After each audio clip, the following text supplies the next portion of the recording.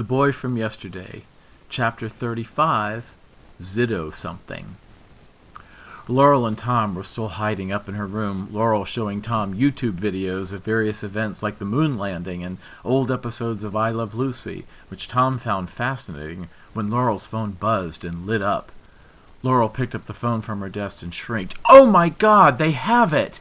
Tom whirled around from the computer screen. "The ring? How?" he grinned. Laurel read the text message as she told him. "It's from Tej. Look." Laurel read out loud the text from her phone. "Girl, got it. C passed out. P genius. Meet at Library Tower tonight, 11 p.m. with P. We'll text M. Hiding from C until then. Watch your back. Deets later." Laurel breathed a sigh of relief and hugged Tom, both laughing. Relieved, they continued to hug each other, but then got quiet with the realization dawning on them as they slowly released their embrace. "You know what this means," Laurel said. Tom nodded. Meanwhile, Lucy said something funny on the YouTube video, and the sound of live audience laughter filled the room. They looked at each other silently, knowing, even hoping, that this time would come. Now that it did, they didn't know what to say.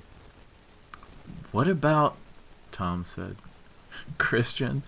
I don't know. We've got to move fast. If he wakes up and finds it missing, he'll come here first. He'll be furious. He'll think it was us. Take this," Laurel said as she gave Tom an empty duffel bag.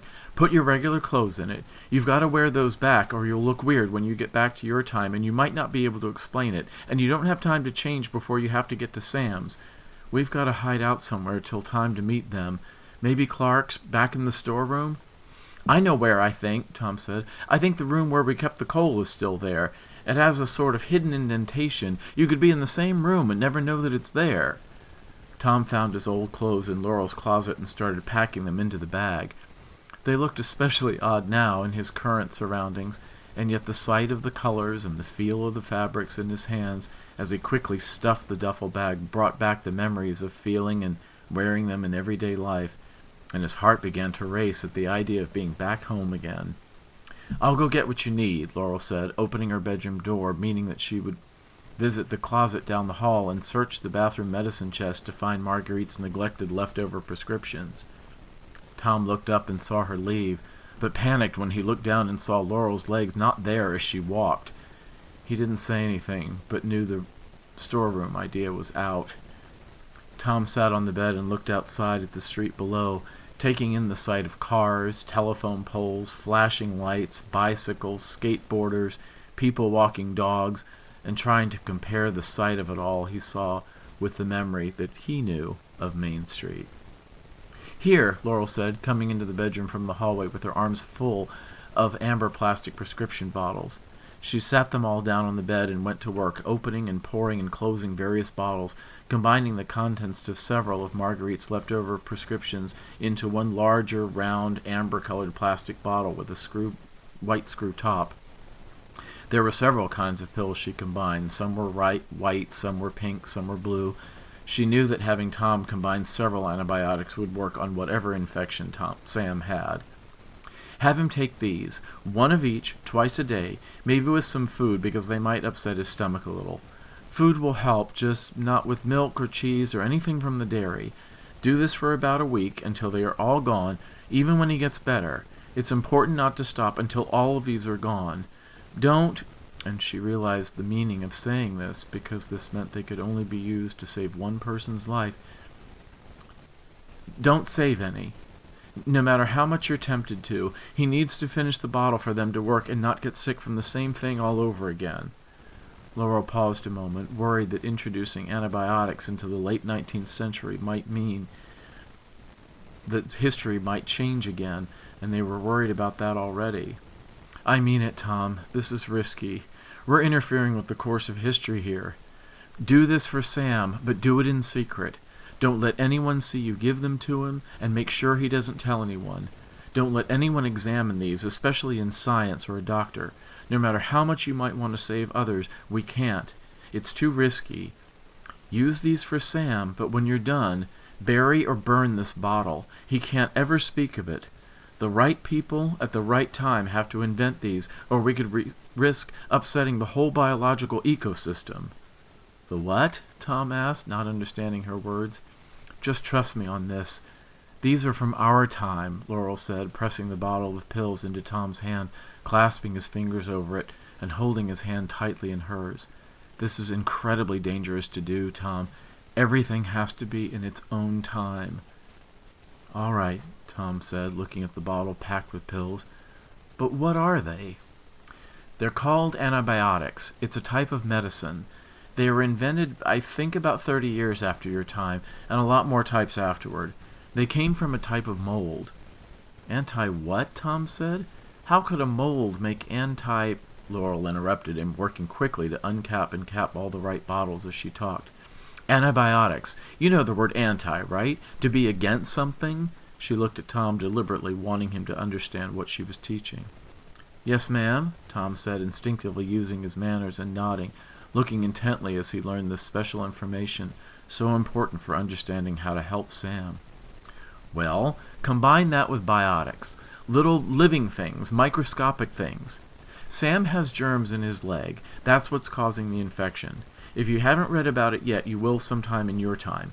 The big doctors in your time would have already known this. We learned about all this in my history of medicine class.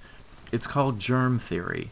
It's the theory, and it's true, that these little bugs get into his wound and cause problems. These pills, when he takes them, will kill the little bugs, and he'll get better. That's the best way I can describe it. Tom nodded. All right, he said. So if the little bugs, that sounds so strange, are killed by these pills, won't that kill Sam too? Like a poison you would use for pests? No, that's the thing. They kill the bad stuff but keep the good stuff, the person, alive. Laurel smiled and shrugged. Tom smiled back as his eyes lit up. Are you sure you don't use magic in this time? He laughed. Laurel thought about it a moment. I guess we do, she smiled, tearing up a little at Tom's innocence and not realizing before that her time had miracle drugs that Tom's didn't have. It's called medicine. At that moment, neither of them noticed, but Laurel's left foot at the foot of the bed had been invisible, but slowly faded into view again. Tom held up the bottle of pills to the light to see so many different colors inside. Are there magic words to make these work too? Tom asked. Laurel smiled and shook her head. None necessary, I'm glad to say. Just maybe a big tall glass of plain old water. They save lives and all you need to do to make them work is water, Tom said. Are you sure that's not just bunkum from the drummer? Laurel didn't know what that meant. It's fine, really, Laurel said, nodding and smiling, having never really thought about medicine in that way before. What do you call it? Tom said. Well, one of them is erythromycin. It's a form of penicillin. It was discovered really, in the 1920s from a lab dish that had mold on it. It's really mold in a way, Laurel said, just made into pills and dyed pink. Tom shook the bottle and heard the pills rattle inside. Pshaw, that is some pumpkins. That must be the greatest thing I've seen here yet. How long does it take until Sam is all right? It should start to help in a day or so, but, again, make sure you keep giving it to him, all of it, twice a day, until the bottle's gone. Don't stop before then, or the illness could come back, and that's all you have. All right, said Tom, his eyes brightening as he smiled, thinking that there was no way in his time that he could ever have imagined that the key to saving Sam was Ziddo-whatever, a bright pink mold. That's some pumpkins, I say, Tom said, as he began to tear up at the relief of having the pills in his hand. The solution from the ring that Zeller had hinted at was all very clear to him now. Laurel reached up to wipe the tear from Tom's cheek, but Tom gasped as he saw Laurel's hand fade on its way up to his face. Laurel noticed it too. Laurel, we can't leave here. Not till dark, anyway. What if your grandmom or anyone saw you? Tom pointed at her feet. Or rather, I should say, didn't see you. Laurel nodded. You're right. I'll stay up here until it's time to go. I can't risk Gran seeing. She got up and looked at the sky outside, getting dark not only in the evening sunset, but also because of some gathering clouds. Come on, 11 o'clock, Laurel mumbled. When she turned back to see Tom, he was looking at her peer out the window. His eyes were studying her face like he was trying to memorize what it looked like. She smiled and sat down next to him again, silently thinking to herself, "But maybe don't rush after all." She was a jumble of emotions, too many to make sense of. She just brushed Tom's hair out of his face, and this time she looked at him as if she never wanted to forget his face. She noticed his eyes, the curve of his nose, the slight wave to his hair, and the beautiful shape of his lips. His hand felt strong yet soft in hers. They sat like that for a while, not really having to say much, just listening to the music that Laurel had playing from the speakers on her desktop. After a bit, Tom went downstairs to get some dinner that Marguerite had made and bring it up to Laurel, still using the same story that Laurel was sick, but that he had to help her with a research paper that was due soon. Marguerite looked up from the kitchen counter as Tom reached the foot of the stairs. "Oh, Tom, how's the paper doing, dear?" she asked. "Oh, fine, Mrs. Ferrer. She likes to rewrite 3 Ways to Sunday, but to acknowledge the corn, I think she'll get there with both feet," Tom said brightly, picking up the plate with a confident grin. Marguerite thought for a second that Tom was mocking her way of talking, but it sounded so natural coming from Tom that she shrugged it off, like so many things, as yet another Canadian thing. "Taco night," she announced proudly, holding up 2 dinner plates filled with several fully stuffed taco shells and some Mexican rice. Tom had no idea what she said, but smiled and took the plates with a nod and a "Thank you, ma'am." Tom turned to go back up the stairs, and Marguerite called after him. "Hey, Tom," she said cheerfully, "did you ever decide on a major for school? I don't think I ever asked you that. I mean, what do you want to be when you grow up? Software engineer? Webmaster? Satellite designer?" Tom didn't know what any of those were.